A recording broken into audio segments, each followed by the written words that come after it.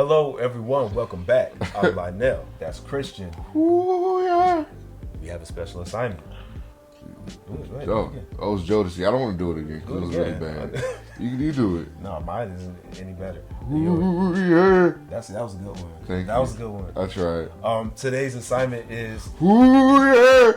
the legendary, the iconic Jodeci, Forever My Lady. This is their debut album. This is the front.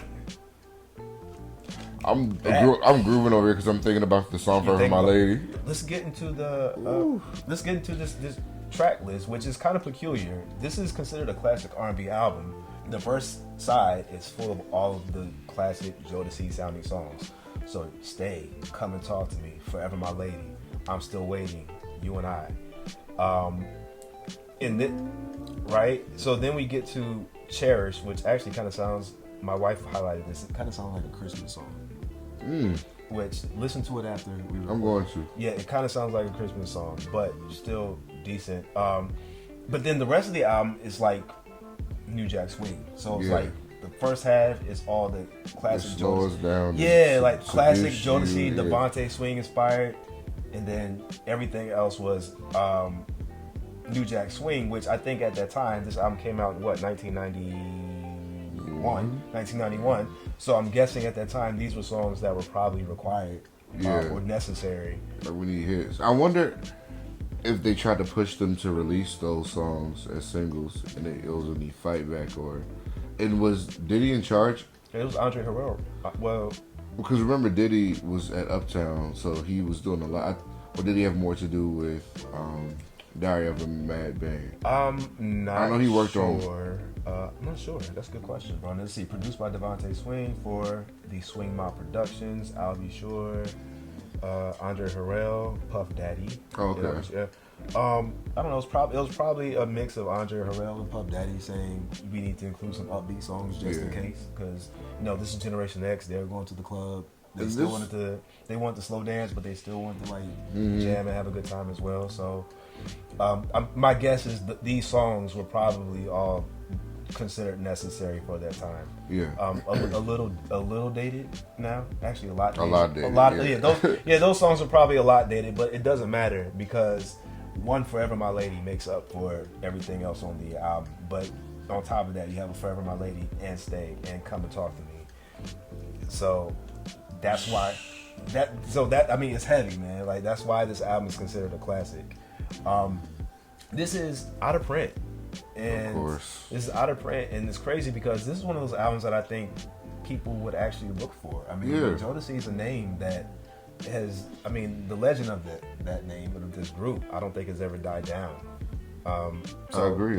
Just even when we went to go see the New Edition show, they opened up for them. Yeah, and Culture Tour, people were going up for them. They still sound good. Yeah, and even just at the Lovers and Friends Festival that just happened. I don't know if you saw how Usher was in the very front row, I didn't see that. About to damn near miss his set to make sure that he saw Jodeci, going fangirling out there, going up. So the Jodeci definitely has a legacy, and I think that a lot of people have love for them, but I think they're often forgotten, still are left behind as far as conversations about R&B from the 90s. So, I think this definitely does deserve a repress.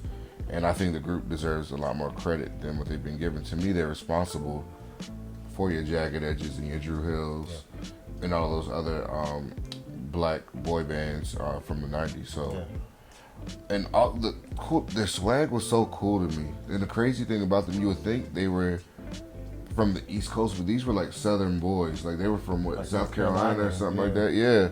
I know Casey. I think Casey and JoJo, they're from one of the Carolinas. I don't know about. I think Devontae's from Virginia. Okay, they consider that the South or whatever. But still, they have this super New York swag, but they weren't even. But they have this Southern soul. Southern soul. To them. Yeah, perfect mix.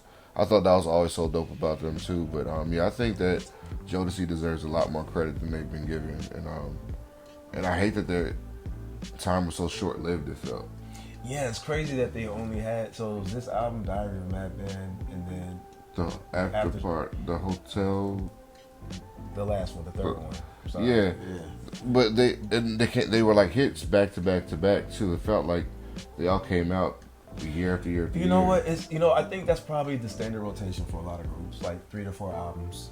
Yeah, 3 to 4 albums you peak. Because Drew Hill had that, Jodeci had that. Yeah. So it's about. I think that's pretty standard. But I just feel like their legacy is so strong for them to only have 3 albums. I guess that's what. Well, that's what happens when you have these types of songs, though. Like when you have a Forever My Lady. It's hard to. Yeah, you're right. Yeah, when you have that first half at least for this album. Mm-hmm. Let's talk about Puff Daddy. How he's been present.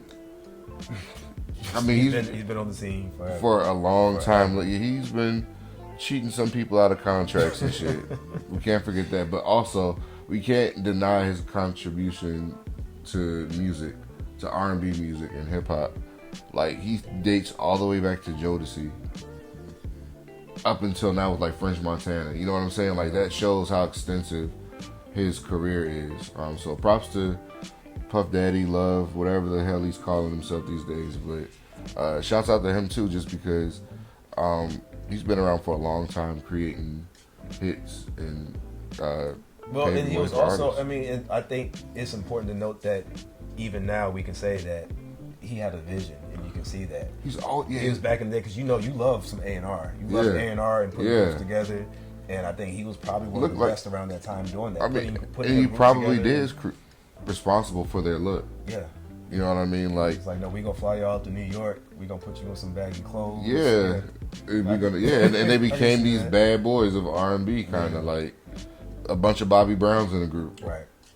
Kind of like, but yeah. So repress this, as well as their other albums too.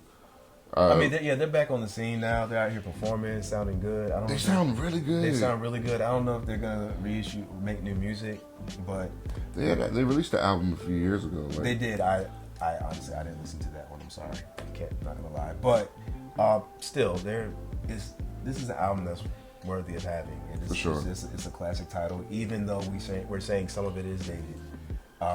It's Jodeci, man. It's legendary. So repress this. Thank you. Thank you. Please and thank you. Please and thank you. Thank you so much for joining us once again. We'll see you on the next episode. Peace out. Forever Shanae. Hey.